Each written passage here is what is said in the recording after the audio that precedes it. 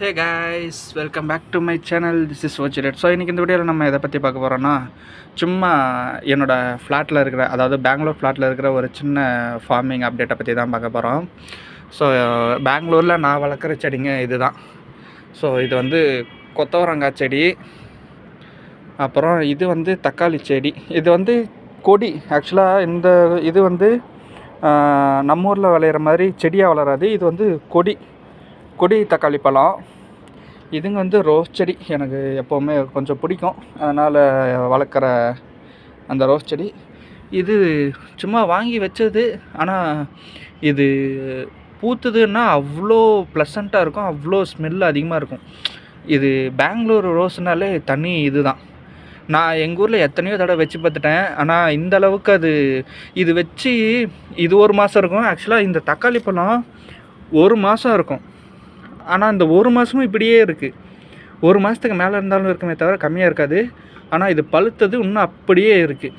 இது ஆனால் ஹைப்ரிட் தான், பட் இருந்தாலும் இதோட தன்மை எப்படி தான் இருக்குது. இப்போ பாருங்கள், நசுக்கி பார்க்குறேன் பாருங்கள்.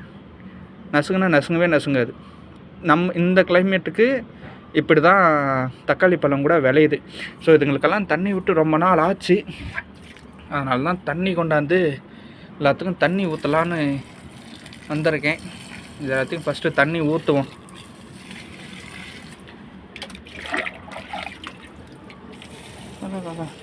வெங்காயத்தை வெட்டிட்டு இதுக்குள்ளே போட்டோன்னு வச்சுக்கோங்களேன், அது அப்படியே முளைச்சி வந்துடும். சின்னதாக இருக்குல்ல, அதுங்கெல்லாம் முளைச்சி வந்துருச்சு பாருங்கள். ஸோ இது வந்து என்னன்னு கேட்டிங்க அப்படின்னா, இதுதான் என்னது, ஆரஞ்சு.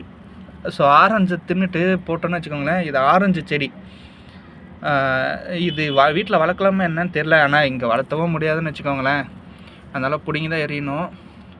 வீட்டில் அங்கே நம்ம ஊரில் நாமக்கலுக்கு கொண்டு வந்தோம் அப்படின்னா இது வளரவும் வளராது. இது பெங்களூர் கிளைமேட்டுக்குன்னா வளருது. ஆனால் நானும் ஒரு 2-3 தடவை கொண்டு போய் வச்சு பார்த்தேன், வளர மாட்டேங்குது. ஆனால் இதுங்களுக்கெல்லாம் நல்லா தண்ணி ஊற்றணும்.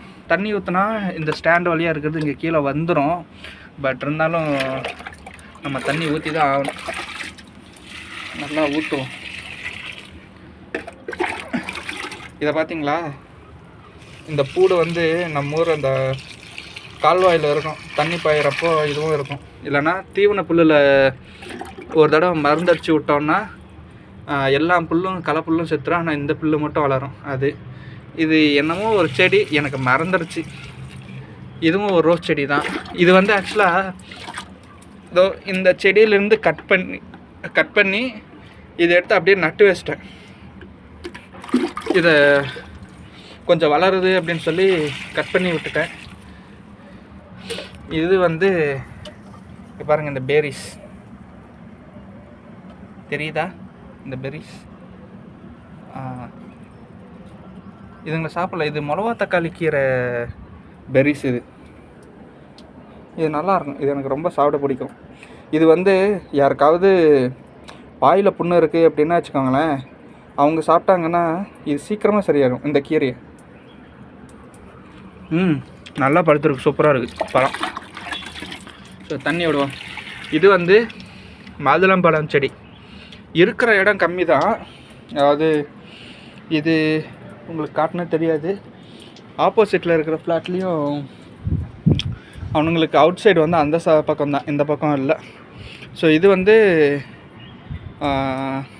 என்ன சொல்கிறது, ஸோ இந்த சைடு நீங்கள் பார்த்தீங்க அப்படின்னா இது வந்து இப்போ நான் இருக்கிறது வந்து 24th ஃப்ளோரு என்னோடய ஃப்ளாட்டு.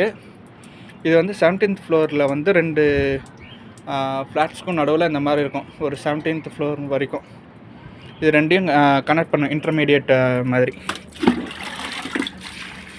அதனால் தண்ணி நல்லா ஊற்றணும். இங்கே இருக்கிற செடிங்களுக்கு தண்ணி நல்லா விட்டாலே நல்லா வந்துடும். ஏன்னா இங்கே இருக்கிற கிளைமேட்டுக்கு ஸோ சூப்பராகவே வரும். இதெல்லாம் பார்த்திங்கன்னா அவரைக்காய் செடி. பார்த்திங்களா, இது ஒரு நாள் குழம்புக்காவும். இங்கே பாருங்கள், தக்காளி கொடின்னு சொன்னல, இதுதான். இதெல்லாம் தக்காளி கொடி. நல்லா இருக்குங்களா? இது வந்து குண்டுமல்லி செடி. பார்த்திங்கன்னா நம்பவே மாட்டீங்க, ஆனால் இது குண்டுமல்லி செடி. ஆனால் பூவே பூக்க மாட்டேங்குது. எவ்வளோ தூரத்துக்கு போயிடுச்சுன்னா பூவே பூக்க மாட்டேங்குது. வீட்டில் பெண்களே இல்லை, ஆனாலும் நமக்கு இந்த பூ மேலெலாம் ஒரு ஆசை. விடு, ஃப்யூச்சரில் ஒரு பொண்டாட்டி வருவாள்ல. கேர்ள் ஃப்ரெண்டு தான் இல்லை, தப்பு கிடையாது.